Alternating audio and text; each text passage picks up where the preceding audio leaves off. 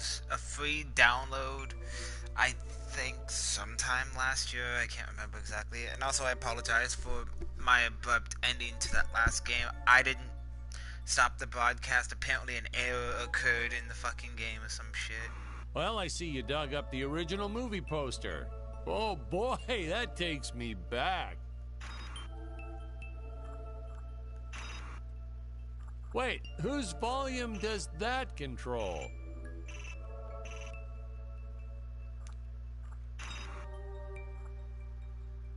We digitally cleaned up the old 35 millimeters. Much nicer now, huh? Yeah, well, actually, I hadn't noticed. It looks alright.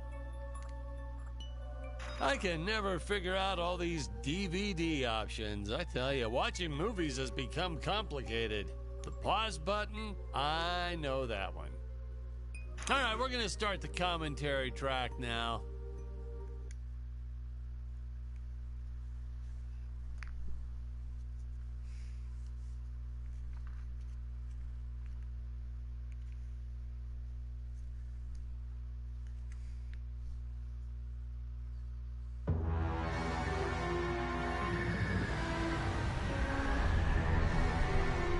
Hello, Dan Smith here. I directed this film back in, well, it feels like a century ago. Yeah. The studio asked me to provide a commentary track for the DVD release. And wham! Straight into the action. No fluff or anything. That's what we did back then. Crash-landed ship. Out pops our hero, the fearless Dick Starspeed.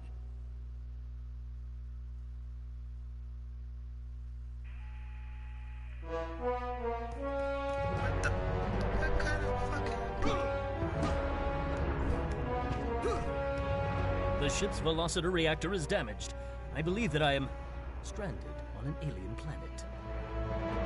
Played, of course, by actor Jonathan Digby. Went on to some minor roles after this. Such a shame. I thought from day one this guy's got leading man written all over his face.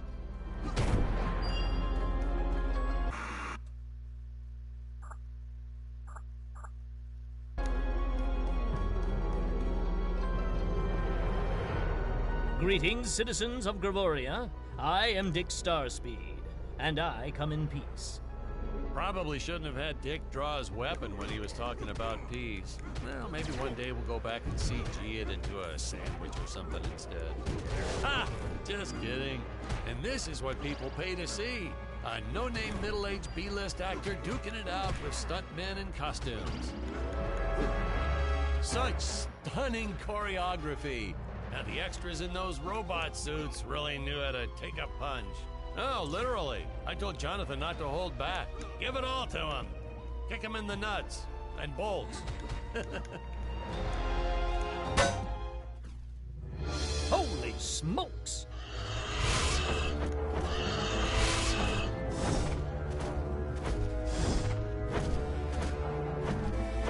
If I land squarely on that grain silo, I should survive this fall unscathed. Well, I shouldn't say this now, but you could actually see the strings if you squint. A screenwriting trick from back in the old days. You put a grain silo or some haystacks down and it solves all your gravity-related problems.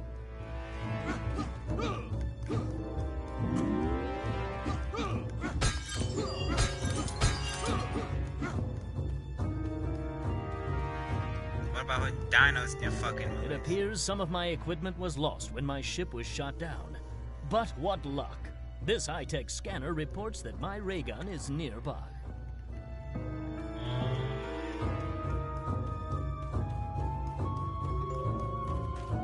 Oh, the dinosaurs!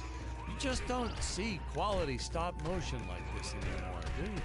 Someone actually sat there and moved them, frame by frame. Today, it'd be done with computers, but where's the artistry in that?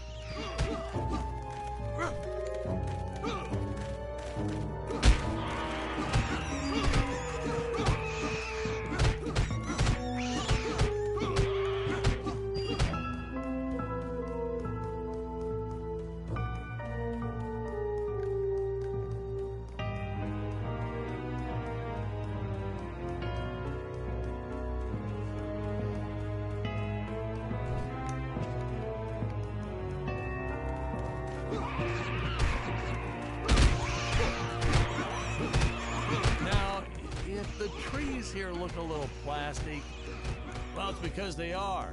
I took them from the set of my last film, Vampire Island 2.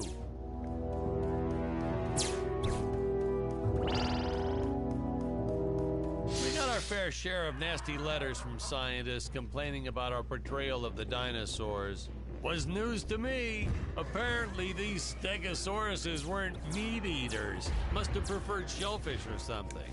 Wow, how do they know? That's what I say.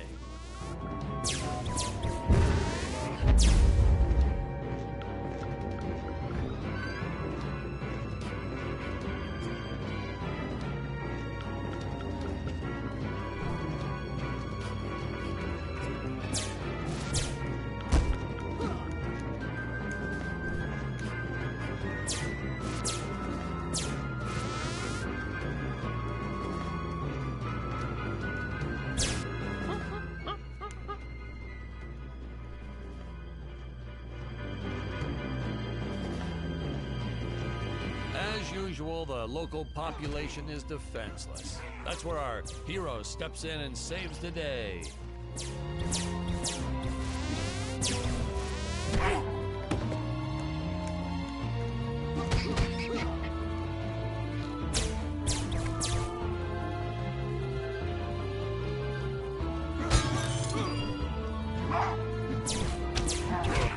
We put Jonathan through a lot shooting this film. He wasn't the best actor, especially when reacting to getting hit. He's what you call a flincher. So I told the stuntman to really just go to town on him. It's the only way to get an honest performance sometimes. Our props master tried to make the weapons soft, but there's only so much you can do. Lucky for us, Dick's entire body was covered in that spacesuit. That thing was a lifesaver when it came to hiding bruises. How curious. They dissolved into what appears to be gold.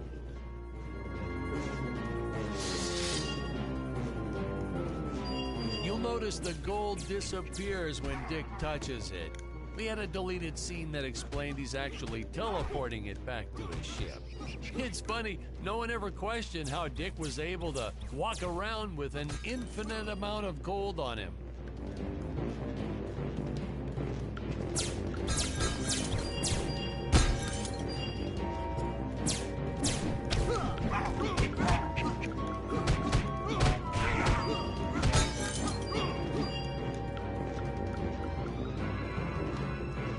We had to redo these shots. Our first attempt was kind of a disaster. We tried using real apes, thought it'd cut down on the costume budget a bit. But have you ever tried working with apes? They are the worst actors ever. They don't sit still for a moment, and the second you take your eyes off of them, they're flinging their feces all over the place. Jonathan refused to work with them after he got, well, let's just say that he had to take more than a couple of showers one day. You know, you never forget the smell of monkey poo. We steam cleaned the studio top to bottom. Still never got rid of it entirely. All through the rest of the shot, we kept finding those little surprises hiding inside various props. Boy, were those the days.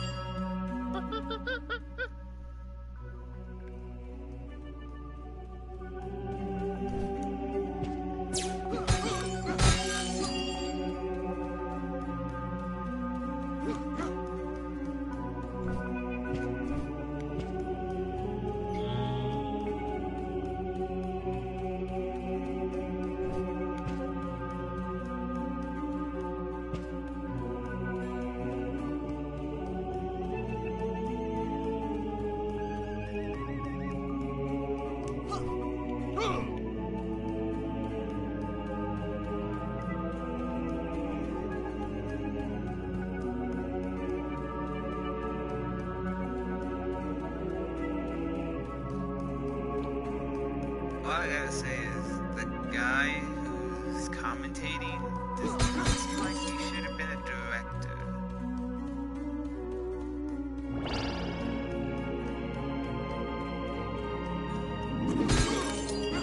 I have no idea why I'm collecting silver cards and cards and shit, but I'm pretty sure they're for like upgrading your weapons later.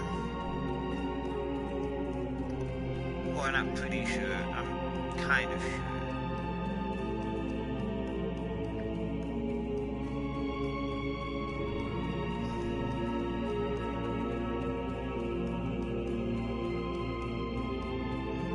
Then again, like I said, I've never touched this game. Like, I just downloaded it before.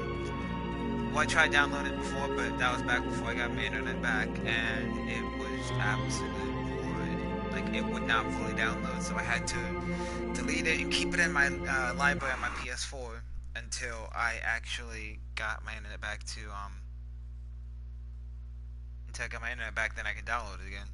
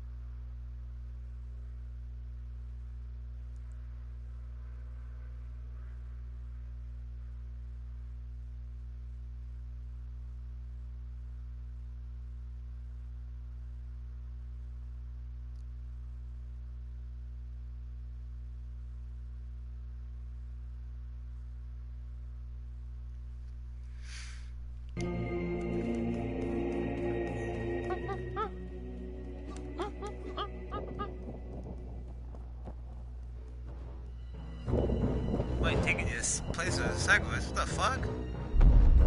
Some really top-notch stop-motion effects, huh? Unfortunately, we skimped on the Dick Starspeed puppet a little. The Earthman is not for you to eat, fiend! What the hell are you? Oh, this was groundbreaking. We had the woman rescuing the man for once. We were really ahead of our time with this scene, but well, then again, I've always been rather progressive. The studio exec didn't seem to get why it was such a big deal, though.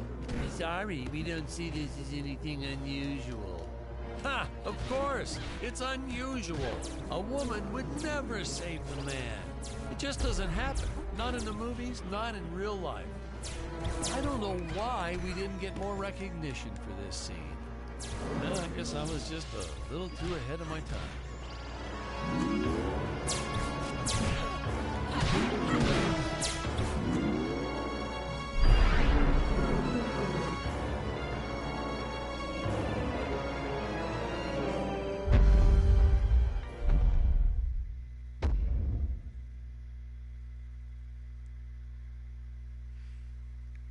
Thank you for saving me, strange woman. What is your name? I am the magnificent Scarlet Nova.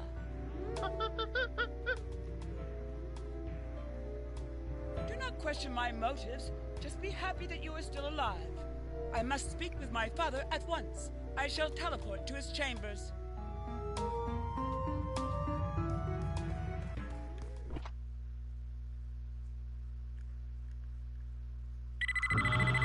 Huh?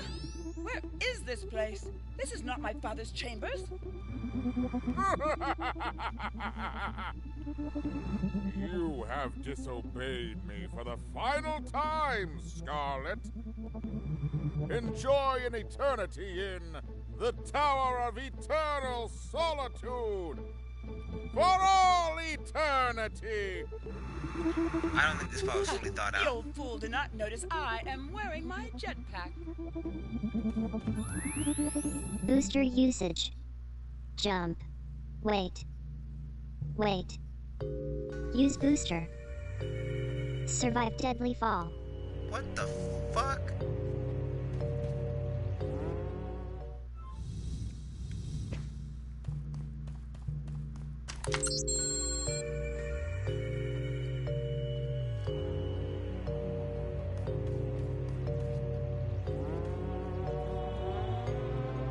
Scarlet didn't quite realize she needed to shoot those energy orbs down below. Keep in mind, Stacy was doing this on a soundstage, okay?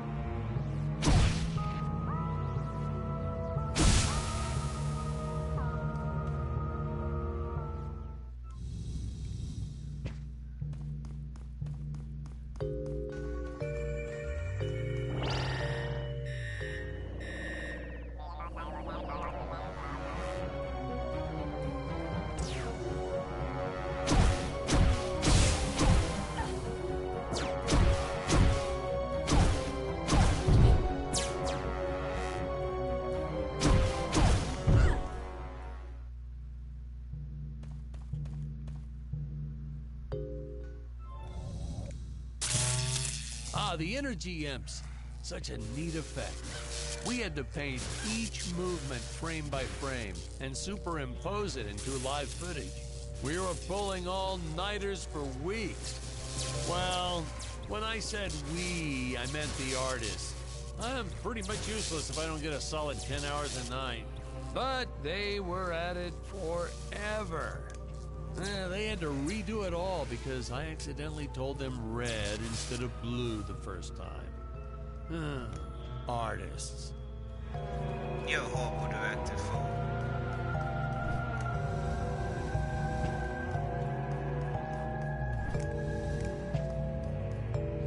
Curses!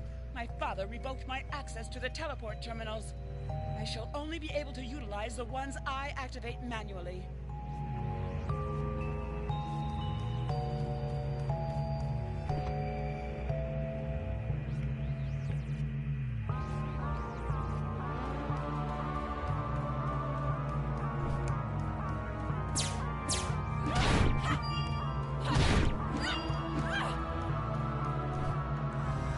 Man, some of these shots are dragging on longer than I remembered.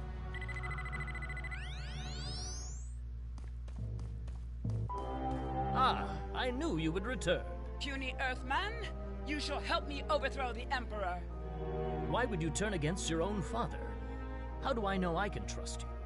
Oh, this scene. I long to be This is practically Shakespeare in outer space. just as the entire planet does. And, huh? Patrick, what's wrong with the video? Sorry, sir. Technical problems. Darn it, we're missing some really good writing here. There. Sorry about that. Well, we just passed right by her big scene. Basically, they agree to work together, but one must stay behind in the sleep chamber at all times. Should I rewind? Never mind, I'll continue from here.